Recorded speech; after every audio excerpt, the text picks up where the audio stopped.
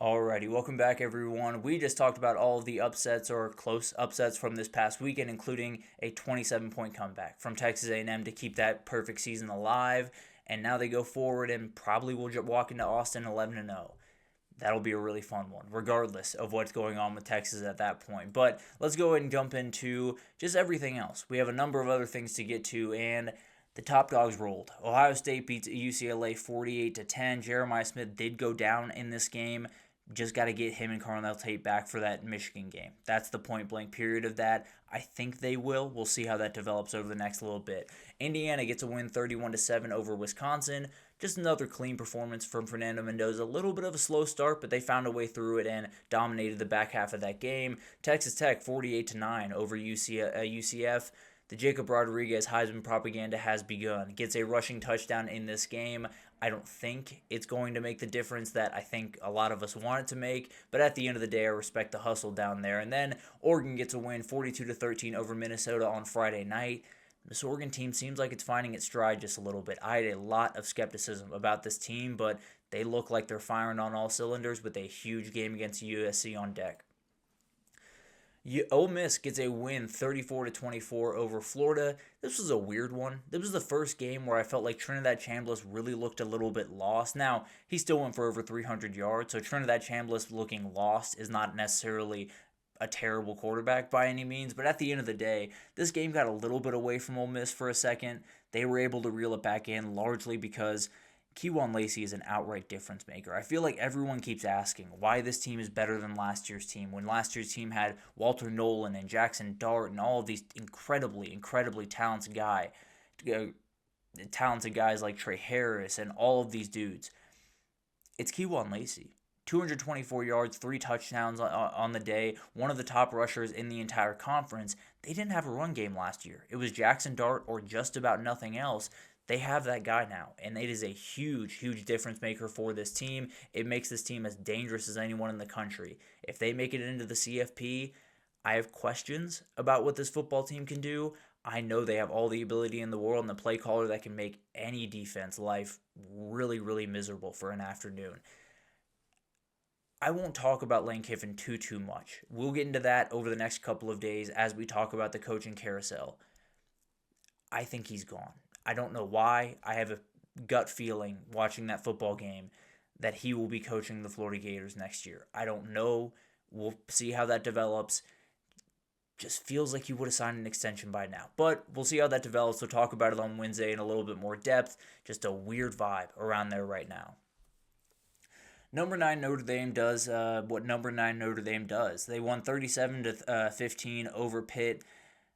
Pitt didn't care about this game coming in, and they played like it. I'll tell you that much. It was really rough from the jump in this game until they were down 28 points, and they just wanted to make it 22 just to make it look that little bit better. So congrats to Pat Narduzzi for that. But for Notre Dame, they can win the national title. The reality is when you can throw the ball that efficiently, when you have as many playmakers they do at wide receiver, maybe not the elite playmakers that everyone else has, but they do have Malachi Fields, Jordan Faison, Jaden Greathouse. They have Eli Raridan playing great football at tight end. When you have that many options, and then a running back like Jeremiah Love, you can win any game in front of you. They have Syracuse and Stanford to stand in between them and a CFP berth.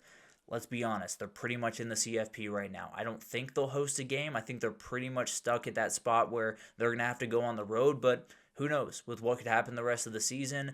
This is a very good football team with what could end up being the best player in college football by the end of the year. BYU really heard my message. I picked TCU to cover this one 3.5. BYU wins 44-13.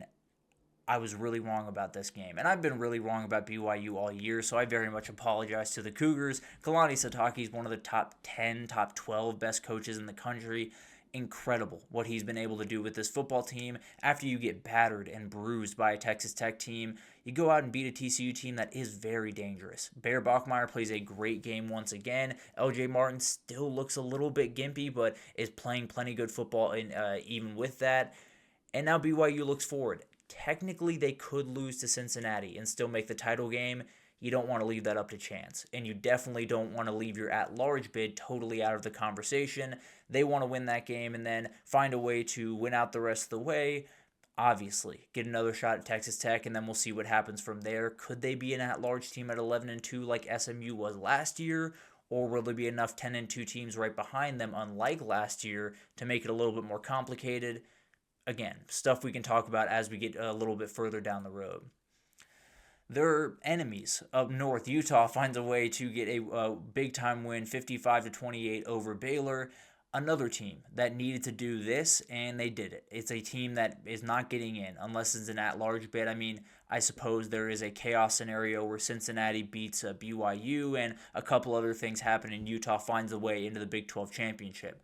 At the end of the day, they're probably getting in as an at-large bid if they're getting in at all, and you got to have some style points to do that. 55 points will do that. There's no doubt about it. 380 yards in this game is absolutely absurd.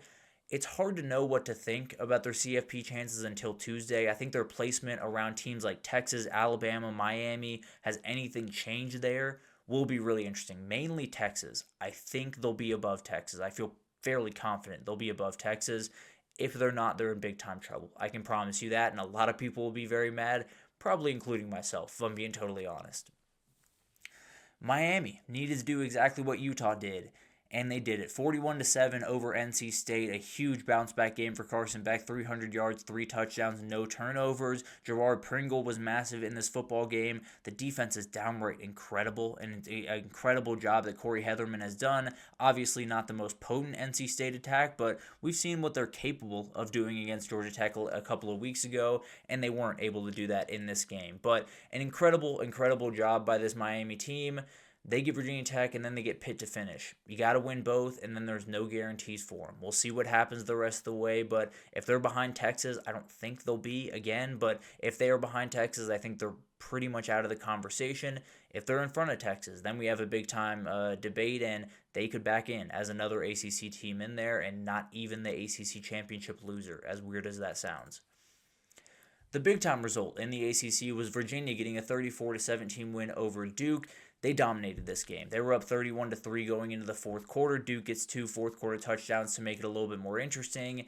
And we avoid the ACC Doomsday Scenario of Duke finding a way to win out, knocking just about everyone from the ACC out of this thing. Virginia now gets a bye, weirdly, late in the season, which can't be nice for whoever's going to play them in the ACC Championship. And then they get Virginia Tech at home.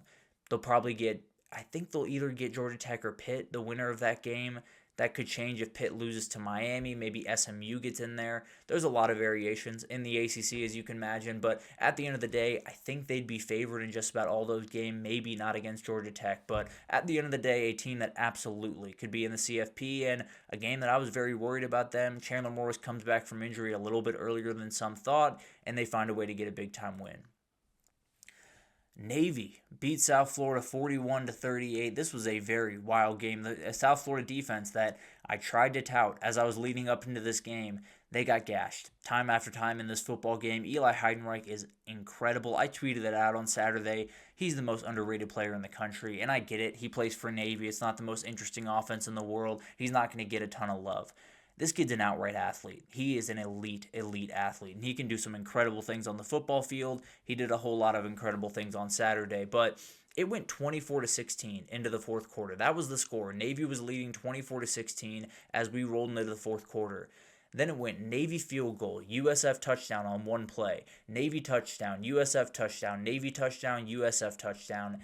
And then we finally chilled out. And Navy was able to find a way to get to the end of this game, but an insane fourth quarter. The weird thing about this one is this kind of helps North Texas more than it helps Navy. Navy has 2 losses, that one loss to Notre Dame. Now, I don't think that should hurt them very much, but at the end of the day, they do have 2 losses. North Texas only has 1. So it sounds like North Texas might be the favorite, at least betting favorite right now, to make the CFP from the group of 5. JMU right there. I think they'd probably need both those teams to lose one more to be the CFP team, but firmly in it. There's no doubt about that, and there's a massive way to go towards it. And then everyone else. James Madison gets a dominating win over App State 58-10. This would be my G5 team right about now. Texas State dominates Southern Miss 41-14, a huge one over there in the Sun Belt. East Carolina kind of knocks out Memphis after they took a tough loss. They throw the final punch 31-27 over the Tigers. Tulane gets a win over Florida Atlantic 35-24, one they badly needed to at least stay in the hunt. I think they got a lot of things that need to happen for Tulane, if I had to imagine. UNLV stays in the hunt for the Mountain West at the very least, 29-26 in a very weird game against Utah State. Jacksonville State gets a win over Kennesaw State, 35-26. And then we got San Diego State getting a win 17-7 over Boise State, likely knocking the Broncos out of contention in the Mountain West. But a ridiculous week. A week with a number of big-time games. A week that really delivered in a lot of different ways. Oklahoma gets the massive win. A lot of questions around Texas, not only this year, but maybe moving forward as a program after that loss to Georgia. There's a lot of things that we will talk about with the CFP and the conferences and how they could shake out the rest of the way. We'll get into it all on Wednesday. I can absolutely promise you that. Thank you so much for tuning in. Please do like, subscribe, comment. It means the world to me. Helps me out a ton. But thank you so much for tuning in, and I'll see you guys on Wednesday.